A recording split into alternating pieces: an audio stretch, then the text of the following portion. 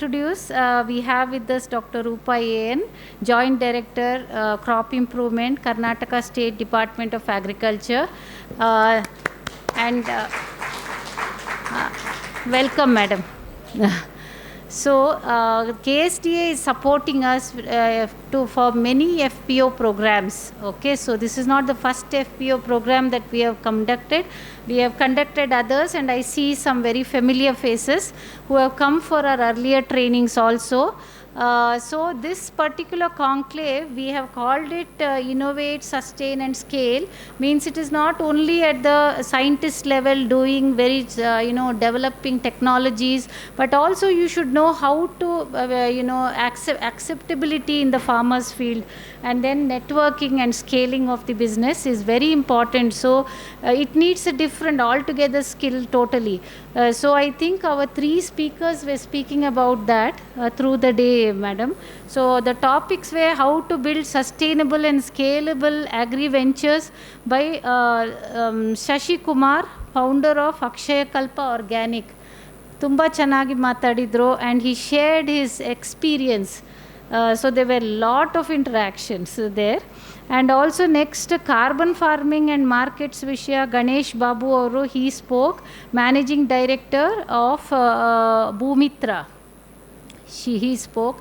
There also many people had interest in this carbon credit and carbon farming and all that.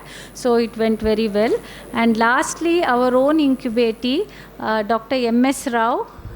He is a scientist, former scientist of IIHR. And he and his co-founder, his wife only, both of them are here. They have started their own company, and they have exhibited today. And many products and patents. You can see by sir's passion was coming out. Passion ಅಂದ್ರೆ ಅರ್ಥ ಆಗುತ್ತಿಲ್ಲ Kannada word ಏನು something ಹೃದಯ ಆಳದಿಂದ ಬಂದ talk ಅದು ನಿಮ್ಗೆ ಗೊತ್ತಾಗಿರ್ಬೋದು. So sir has worked all his life for this professional life, and now he is a startup and he is incubated with us. Sir, thank you for being here today.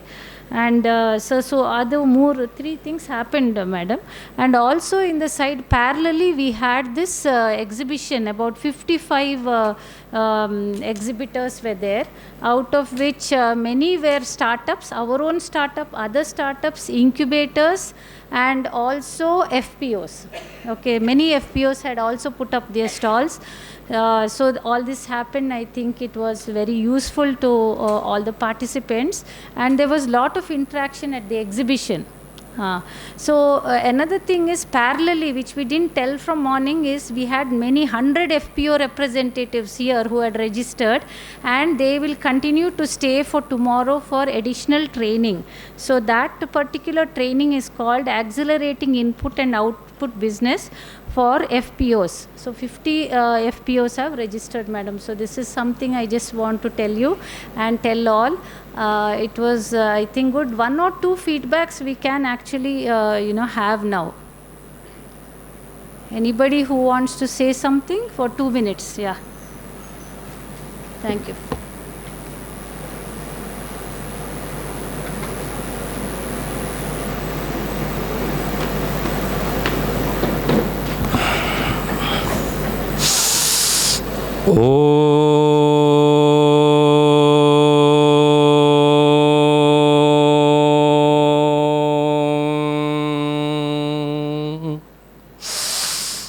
असतो मा सद्गमय तमसो मा ज्योतिर्गमय मृत्योर्मा अमृतंगमय. ओम शांति शांति ಶಾಂತಿ.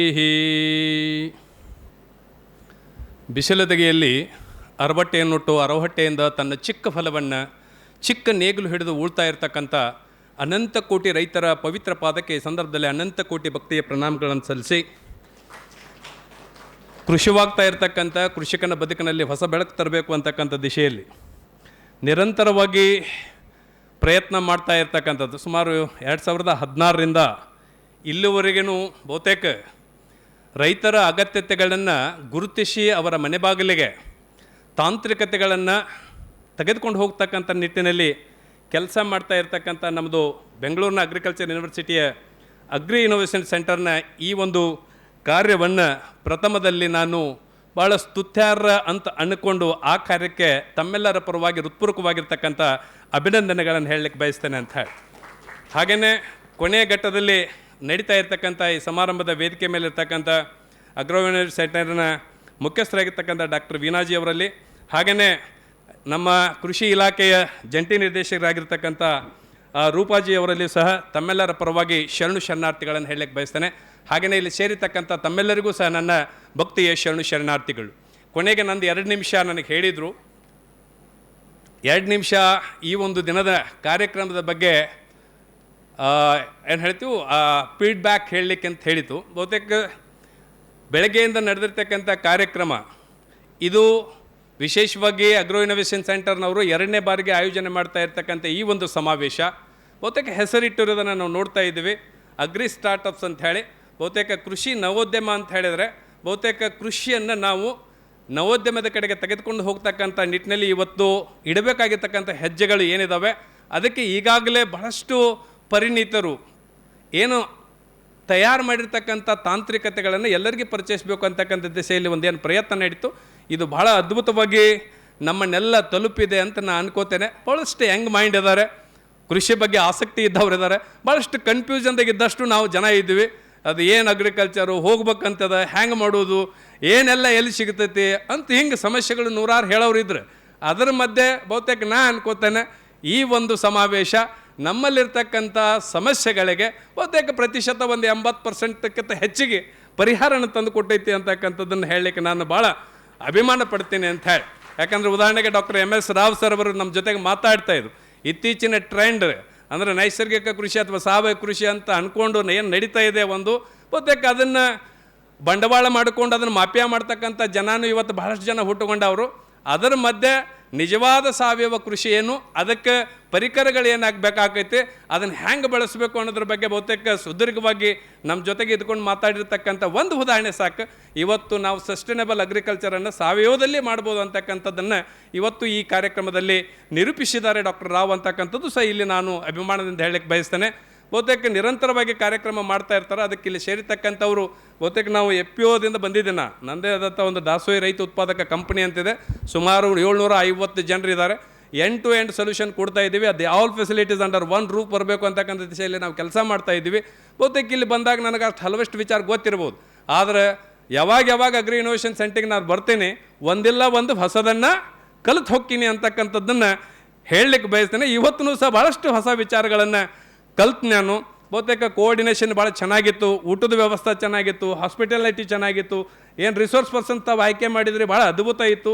ಏನು ನೀವು innovation centre ಏನು innovate ಮಾಡಿರ್ತಕ್ಕಂಥವ್ರು ಕರೆದು startup exhibition ಮಾಡಿಸಿದಿರಿ, ಬಹುತೇಕ ಬಹಳಷ್ಟು ಮಾಹಿತಿಗಳಿದ್ದು.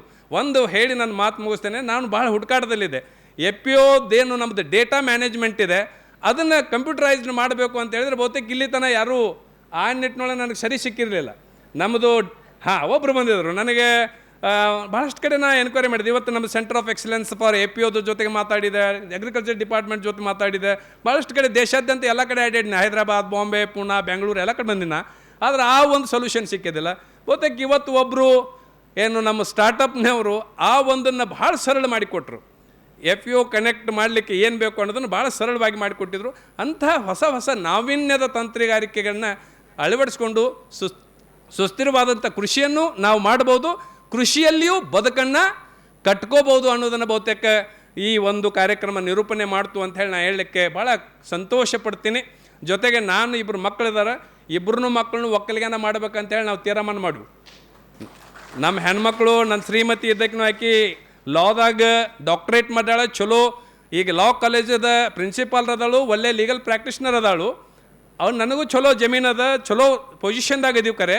ಆದ್ರೆ ನಾವು ಡಿಸೈಡ್ ಮಾಡೀವಿ ನಮ್ಮ ಮಕ್ಕಳನ್ನ ಒಕ್ಕಲಿಗಾರ ಮಾಡೋದಂತ. ಅಂದ್ರೆ ಒಕ್ಕಲಿಗಾರ ನಾವು ಮಾಡ್ತೀನಿ ಅಂತ ತೀರ್ಮಾನ ಮಾಡಿದಾಗ ಒಕ್ಕಲ್ತನ ಉಳ್ಯಾಕೆ ಸಾಧ್ಯತೆ ಇಲ್ಲ. ಅಂದ್ರೆ 100 ಟೆಕ್ನಾಲಜಿ ಬಂದರೂ ಒಕ್ಕಲ್ತನ ಉಳ್ಸಾಕ ಸಾಧ್ಯ ಇಲ್ಲ ಅಂತಕ್ಕಂಥದ್ದನ್ನು ಇವತ್ತು ನಾವು ಅರ್ಥ ಮಾಡ್ಕೋಬೇಕು. ಈಗ ನನ್ನ ಮಗ ಅದನ್ನು 5ನೇ, ಈಗ 10ನೇ ಅದನ್ನು ಫಸ್ಟ್ ಮಗ 5ನೇತಿಂದ ಒಕ್ಕಲ್ತನ ಮಾಡಾಕತ್ತಾನ. ಅವ ಈಗ ನಾವೇನು ತಿಳ್ಕೊಂಡು ಈ ಟೆಕ್ನಾಲಜಿ ನನಗಿಂತ 10 ಪಟ್ಟು ಚಲೋ ತಿಳ್ಕೊಂಡಾನ. ಈಗ 4 ಎಕರೆ ಆರ್ಗ್ಯಾನಿಕ್ ಫಾರ್ಮ್ ಅವನೇ ಮ್ಯಾನೇಜ್ ಮಾಡ್ತಾನೆ. ವರ್ಷಕ್ಕೆ 20 ಲಕ್ಷ ರೂಪಾಯಿ ಅವ ಆದಾಯ ತೆಗಿತಾನೆ. ಇನ್ನು ಎರಡನೇ ಮಗ ನನ್ನ ಅದನ್ನು 6ನೇತೆ ಓದಕ್ಕೆ ಬಂದು ಈ ಸಲ 6ನೇತಕ್ಕೆ ಬರ್ತಾನೆ, 5 ಓದದ.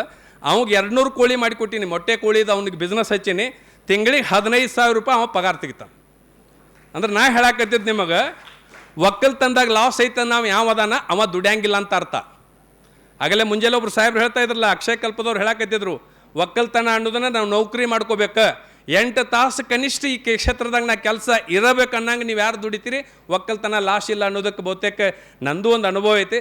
ಆ ನಿಟ್ಟಿನಲ್ಲಿ ಈ ರೀತಿ ಒಕ್ಕಲ್ಗಾರನ್ನ ಉದ್ಯೋಗಸ್ಥರನ್ನಾಗಿ ಮಾಡಬೇಕು, ನೌಕರಸ್ಥರನ್ನಾಗಿ ಒಕ್ಕಲ್ತನ ಕ್ಷೇತ್ರದಾಗ ಮಾಡ್ಬೇಕಂತಕ್ಕಂಥದ್ದು ಏನು ಪಣ ತೊಟ್ಟು ಅಗ್ರಿ ಇನೋವೇಷನ್ ಸೆಂಟರ್ ಕೆಲಸ ಮಾಡಕತ್ತೈತಿ.